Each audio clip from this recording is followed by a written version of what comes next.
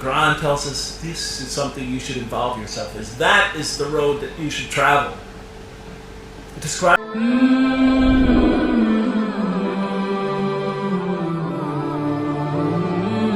Assalamu alaikum, welcome back to my channel. I decided to do a part 2 reacting to Jeffrey Lang because many of you in my comments asked me to watch more of this video because this video is actually very interesting. It talks about more about our purpose of life. So I already reacted to part 1. If you want to watch that video, I recommend you watch that video first. I will leave it in the description box down below. Bismillah. But I thought, maybe I'm getting this wrong.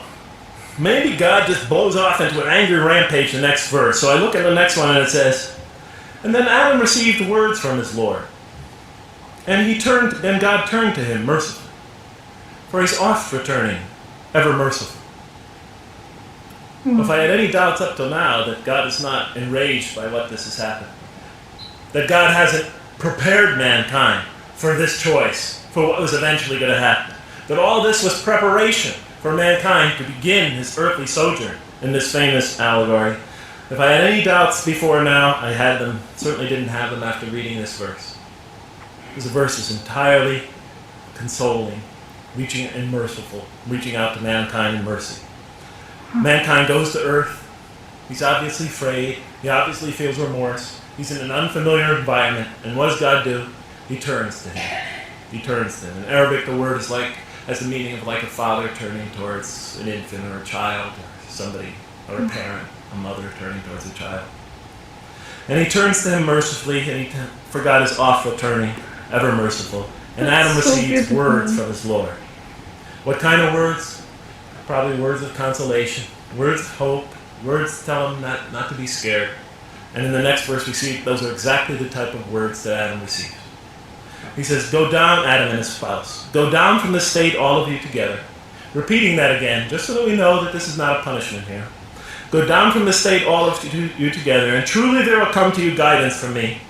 And whoever follows my guidance has nothing to fear, nor shall they grieve. It is an emotional picture. This young couple, is here, in fear, in shame, feeling remorse, and God reaches out to them and turns to them and tells them, you have nothing to fear, nor shall you grieve. I know this is tough for you, but you've been prepared for it up till now, for your entire existence. It had to happen. This is a necessary stage in your development, in your growth. But just hang in there, follow my guidance, be true to me and I'll be true to you, I'll guide you, I'll help you, I'll do whatever you need. Just follow my guidance and you have nothing to fear, nor shall you grieve. So I was impressed. I thought this author, whom I didn't know, I thought was extremely brilliant. Because the story is entirely coherent, but it's bringing out an entirely new meaning. And it's stressing some things equation that I would never have normally thought of. Actually, I thought these sort of things argued against the existence of God. Here, the author was using them to say, look at these play a fundamental role in the purpose of life. What? Intellect. Human beings have intellect. In response to the angel question, they are moral creatures, and they are subjected to evil and angelic promptings. And they have to choose between them again and again and again throughout their existence. And their growth, which the Quran talks about frequently, is going to depend on that. We're here to grow, as we will see. But it emphasizes choice. Human beings are creatures of choice. It also emphasizes suffering. Suffering. That's pretty nice writing. It also emphasizes suffering. Human beings are going to suffer here on earth. That's the first thing that the story mentions. Spread corruption and shed blood? That's a fact. Havoc, suffering, pain? Yes, these three things play a central role somehow, the story is saying, in our development on earth, in our very purpose of our development. These are the three things we've always had the most trouble grappling with, all theologies have. Why give us intellect? If it leads us often to challenge in our minds the existence of God, if we can't reconcile the existence of God with our minds, with our reason, why give us choice if we can choose to do wrong? Just make us angels. Why not suffer so on earth? Just pop us into heaven. And here the Quran is telling you that these play essential roles in our attaining of faith. Not only these, of course, it also mentions guidance, God's forgiveness, revelation, etc., angelic forces, satanic temptation. It mentions all these other things as well. But these three essentially really caught my attention. I never expected that these three things would be emphasized. And so as I read through the Quran, I looked, anytime I saw anything that seemed to relate to this, I would write down notes and underline it. You know, and I'd walk up and down in San Francisco with my pen as I'm walking, because I like to walk about 7 miles every day, and I'd be underlining. My friends would always say, "Jeff, what book are you reading?" And I would lie to them, and I'd tell them, "Oh, it's a great novel or something." You know, I didn't want them to know that I was reading the Quran. I think they thought I was going nuts.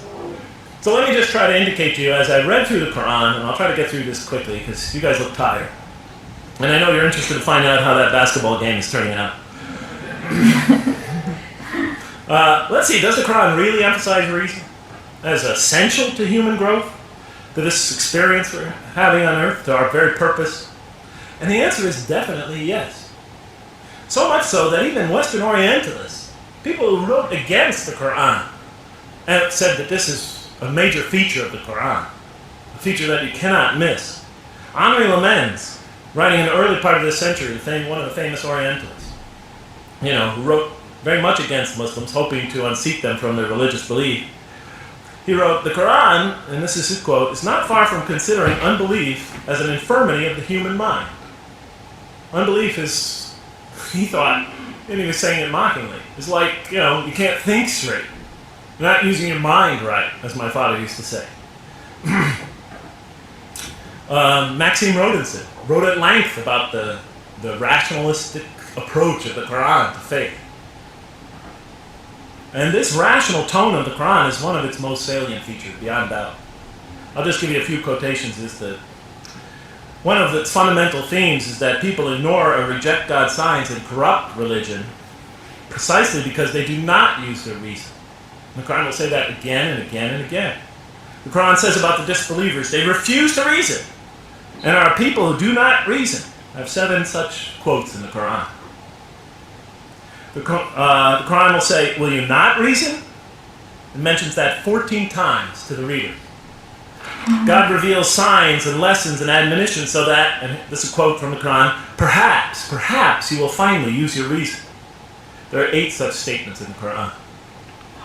From the Quran's viewpoint, reason and faith are allies, just as the logic and false belief are allies. And it clearly sets the conflict along these lines. It says the right way has henceforth become clear from error.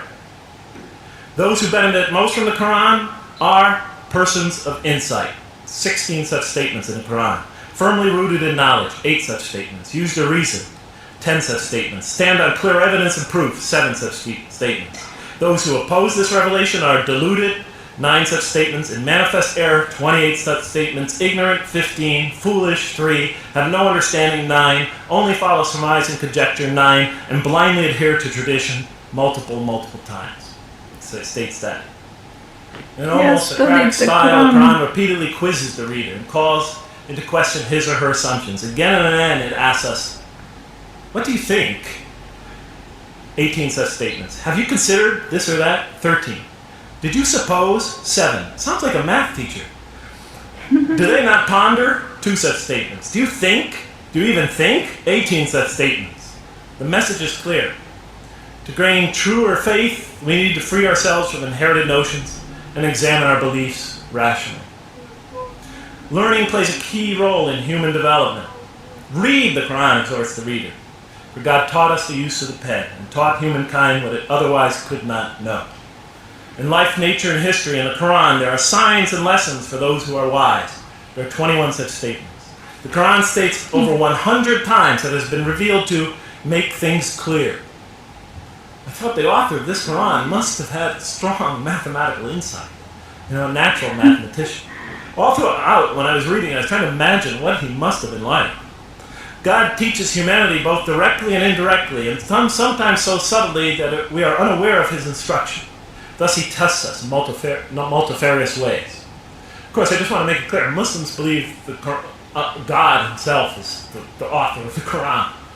Sometimes I give this speech and people come away and ask me, Jeff, who is the author of the Quran anyway? But I didn't know. So I was just trying to figure it out. Repetition is indicative of the importance given to certain ideas. It should be observed that the Arabic word for knowledge in the Quran, ilm, appears 854 times in the text in its various forms. It's one of the most frequently occurring words. So the Quran really does put great emphasis on reason in our spiritual quest. Does it put great emphasis on choice? Well, here's what it has to say. Let there be no compulsion in religion. The right way is henceforth clear from error. It's a choice. And it must be freely made. And it's a choice between correctness and error. Between right and error. Between reason and falsity. Had God willed, he could have indeed guided you all. It says in the Quran. Why not? I thought. Why not just guide us all? Why did some of us choose to go this way and that way? The Quran was constantly provoking me as I read it. Do not the unbelievers know that had God willed, he could have guided all mankind? Oh, do not the believers know that had God willed, he could have guided all mankind? Okay, I'm an unbeliever, I thought. Tell me, why didn't you guide all mankind? If you want us to be in conformity of your will, just make us that way. And if we had so willed, we could have given every soul its guidance. Why did you let us be creatures of choice? Just program us to do the right thing. Never make a wrong choice. Had God willed, he could have made us all one community. He could have made us clones of one another. But he didn't. It wasn't part of his plan. Enlightenment has come from your Lord. He who sees does so to his own good. He who is blind is so to his own hurt. It's your choice. It says it again and again in the Quran. Remember when I was reading this, I was a disbeliever. And this scripture is constantly reminding me, it's your choice, Jeff. There's no compulsion in this. It's your choice. It's up to you. You're probably not reasoning correctly here. Think a little harder. Come on, try. It's a few more steps. And whoever is guided is only to his own gain, and whoever is stray, I am only a warner. It's your choice. We have revealed to you the book with the truth for mankind. He who lets himself be guided does so for his own good. He who goes astray, it's to his own hurt. It's his choice. There are many, many such references. I'll stop there. But you get the point. Quran clearly emphasizes that choice plays a key role in our development. But what about suffering? I mean, suffering's the biggie, right? I mean, that's the real major question. What does the Quran have to say about suffering? Because every religion deals with suffering in a different way. It's either something you have to be saved from, and so some religions stress salvation, or it's something that you have to sort of transcend through meditation and training, so you can sort of not feel it so much, get above it and beyond it. Some religions see it as primarily punishment. Some see it as, some of the more ancient religions see it as the result of the precarious and whimsical, control of many gods working against each other, playing with human beings. Different religions have dealt with it in different ways. But almost all of them, I would indeed say all of them, have sort of seen it as something not so good. Well, let's see what the Quran has to say about it. Something to be avoided, to transcended, to be saved from. The Quran says just the opposite. You are going to experience it. You will suffer in this life. And it plays a fundamental role in your development, in your growth, and in what you are to become. This scripture didn't just say you're going to experience it. It says you should embrace it. You should struggle through it. Your life should be a struggle, it says. It should be a jihad.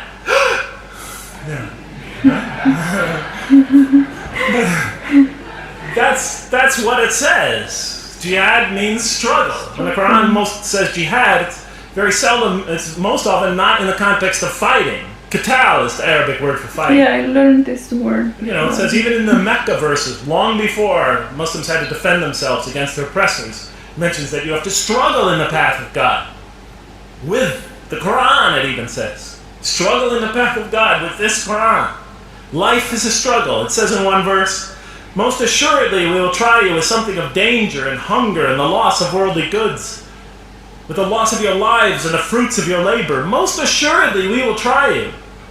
It's not just talking about evil people, good people. But give the good news, the glad tidings. Be happy for those who are patient in adversity and suffering. Good news for God? Doesn't the author understand the terrible effects of suffering? Give the good news to those who are patient through adversity, who when calamity befalls them say, truly unto God we belong, and truly unto Him we shall return. In other words, this could benefit them. It's a remarkable statement. Here's another one. Do you think that you can enter paradise without having the like of those who passed away before you? And the next verses start to explain that these people were good people who suffered terribly. Do you think that you can enter paradise without going through the same? Why, I thought? Why do we have to suffer in life? Misfortune and hardship befell them, and so shaken were they that the apostle and the believers with him would exclaim, when will God's help come? These are good people. When will God's help come? Oh, truly, God's help is always near. You will certainly be tried in your possessions and yourselves, the Quran tells the reader. You're going to face hardship. It's guaranteed. Every soul must taste of death. And we try you with calamity and prosperity, both as a means of trial. And to us you are returned. You are going to have hardship here. There is going to be no heaven on earth. Yeah. This environment is made to be an environment of adversity. It is made to be an environment where you have to work, where you have to struggle, where you have to strive. And it plays a key role. Oh man, truly you've been toiling to your Lord in painful toil, but you shall meet Him. You're toiling, yes, but you shall meet Him. We certainly created man to face distress. What, I thought? We certainly have created man to face distress. You made us to face distress?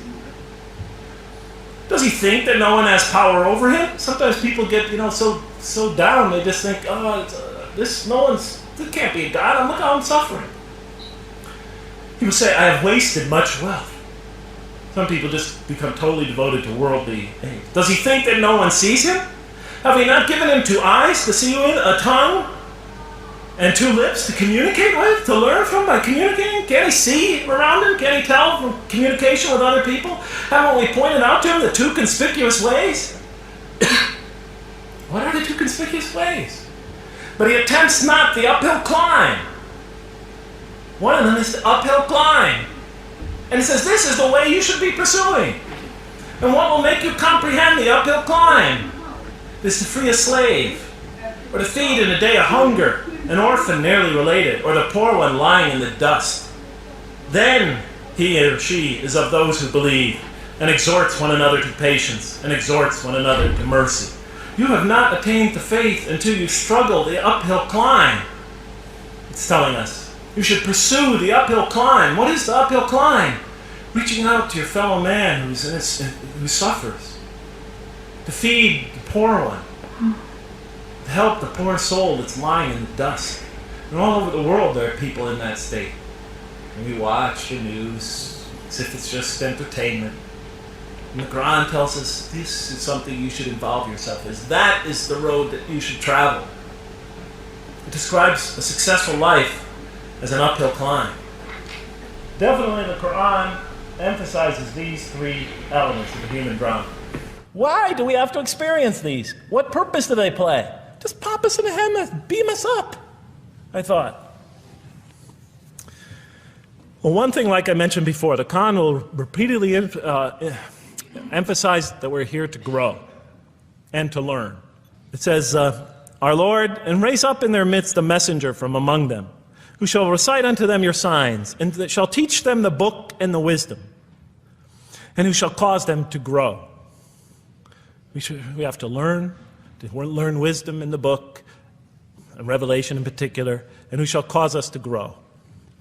And we have sent among you of yourselves a messenger to recite our signs to you and to cause you to grow. Truly God was gracious to the believers, this is in the 3rd surah, when he raised up from among them a messenger from themselves to recite his signs to them and to cause them to grow. It is he who has sent among you among the unlettered people a messenger from among them to recite his signs and to cause them to grow. These are all distinct references. So the purpose somehow is to grow. We're in a growing, learning, developing experience. We weren't just created when we came into the world. This is actually a stage of our creation. Just as our development in the womb was a stage in our creation, our essential stage in our physical creation, this is an essential stage in our personality creation, in the creation of our real being. That which we take into the next life, our essential selves. We've gone from the physical creation in the womb, primarily physical, now to the human creation, the personality creation in this stage. We have not created the heaven and the earth and whatever is between them in play. If we wished to take a sport, we could have done it by ourselves, if we were to do that at all. God doesn't create to satisfy his whims or fancies or entertain himself. Do you think that we created you purposely and that you will not be returned to us? It says in the 23rd surah, the true sovereign is too exalted above that. In the 44th surah, we did not create the heavens and earth and all that is between them in play. That serves a purpose. You have the believers on the one hand, the rejectors on the other. Now apparently God has created us to be believers. So I tried to study what the Quran has to say about the believers, and it's a natural thing to do, to see what it wants us to become, if it has anything to do with these essential elements that it's stated. I mean, it's a natural way to approach it, I think you agree. So, how does the Quran describe the believers? What are they supposed to attain to? What is their ultimate thing that they're supposed to get? What are they ultimately supposed to achieve? And it's very clear when you read the Quran that what they will achieve in this life and will experience to so much greater degree in the next is they will experience a relationship of love with God. They will turn to God in love, and God will turn to them in love. You created us to love you, for us to turn to you in love and to experience your love, to receive and experience your love. I kept on coming back to the same issue. Just do it! So we're here to develop this relationship of love with God. The Quran tells us that, if we are believers and we do good, we'll experience great joy and peace in this life, not only through our relationship with God, but through complementary relationships with all the people around us in this world will be a one for us of peace and serenity, even though we have to struggle and survive and suffer. Okay, so we're created to have this relationship of love with God, to enter this relationship, to experience and receive all that he has to offer us. So the natural thing to do is to study the two partners in that relationship. What does the Quran have to say about us, the believer? What does it ask of him and her? What does it require of them? And then what does the Quran tell us about God? And then is there some essential nexus, some essential connection between them, and does it have anything to do with these? Because if the Quran doesn't show that, then the essential link that links all this together, that pieces it all together, is missing. So I thought, first I'll see what the Quran has to say about the believers, what does it require of them, then what it has to say about God, and see if there's some essential link. You have to realize I'm just about through with the Quran here, my first time reading it.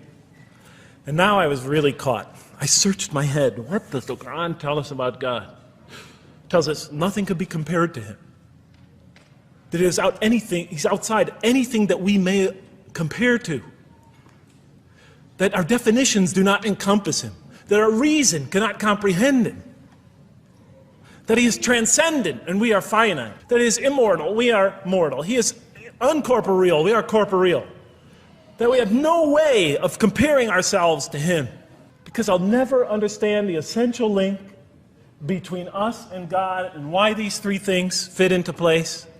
Because the Quran tells us that we could never really quite understand God. Or at least that's the way I thought. And so I put down the Quran when I had finished it, And much to my dismay, I was honestly disappointed because I thought the author made a brilliant try, but he never quite made it. And so I was sitting in front of, about 3-4 weeks later, I was sitting in Diamond Heights in my apartment watching a football game, I think it was. And you know, sometimes things just slip into your minds when you least expect them, and I'm sitting there watching it, and all of a sudden into my mind came a thought. And I said, wait a minute. The Quran does tell us so much about God. Just skimmed over it every single time. Because if you turn to the beginning of any surah, you'll see the words Bismillahir Rahmanir Rahim, in the name of God, the most merciful, the most compassionate. If you read almost any passage, long passage, when you come to the end of it, it's punctuated by dual attributive statements like God is the merciful, the compassionate, God is the forgiving, the gentle, God is the kind, the protector, God is the generous, the truthful, God is, and so forth and so on. Repeated again and again and again on almost every page. And as I sat there, sitting by the television, I started to jot them down in my, on my little piece of notebook there. Same notebook I used to jot these down before, and I began to list from my own mind the attributes of perfection as I remembered them. And they were, God is the compassionate, the protector, the defender. Every item I had listed in my list for the qualities that we human beings are supposed to develop, the Quran was telling me had its infinite source and perfection in Allah, in God. That now, suddenly it all began to make sense to me. And I'll just say it clearly. We're here to develop a relationship with God, to become closer to God. But how can you become closer to God when He's transcendent and you're finite, when He's immortal and you're immortal? If I want to become close to you, I need to have something to share with you, something that we have in common. But how does one become closer to God? What do we share with Him?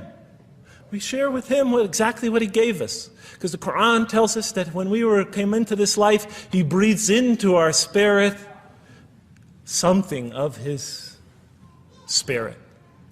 And that we come into this world with the seed of these very qualities within us. And we could either kill them, stunt them, as the Quran says, or cause them to grow. And when we grow in these, we grow in our ability not just to experience tremendous beauty in life through all this, but we grow in our ability to receive and experience the infinite beauty, the infinite peace, the infinite truth, the infinite compassion, the infinite mercy, the infinite, etc., all the way down the list, telling us, imagine the greatest joy and wonder and peace and serenity you could ever experience, and that's what's open to you on the one end. But on the other end, imagine the most terrible suffering that you could possibly bring on yourself, and you could also do that to yourself as well. It'll be worse than anything you could have ever imagined. And the Quran tells us that God says on the Day of Judgment, I did not harm you in the least. You destroyed yourselves. Wow, that was amazing how he explained everything. And when he was reading the Quran, he explained everything, what he was thinking. I really loved how he thinks. Like, he really thinks very hard about everything that he reads. He made some notes, and it really made sense why we have all these things that God gave to us. Is all for a purpose, for us to be close to God. Then we have to have these attributes that he was writing about: forgiveness and being merciful, compassionate, and all these good things. And by being like that, by being good, this is how you get close to Allah. And it all makes sense, because when we sin, that is something that will destroy us. If we keep sinning, it really will. Like, you can just look at people, just look at alcoholics, or just look at people who are really on the bottom. Like, you can just tell that this really destroys people. So it really makes sense. You can even see poor people, you can meet people who are very poor, but they can still be more giving than rich people. You can witness this. This happens. You can see poor people who still give. Subhanallah. When we go through hardship, if someone else has the same suffering, then we can relate to it because we have also suffered. Allah will reward us for every good deed that we do, and it's up to us, it's our choice. So thank you all for watching this video. I hope to see you all in my next video, inshallah. Assalamu alaikum.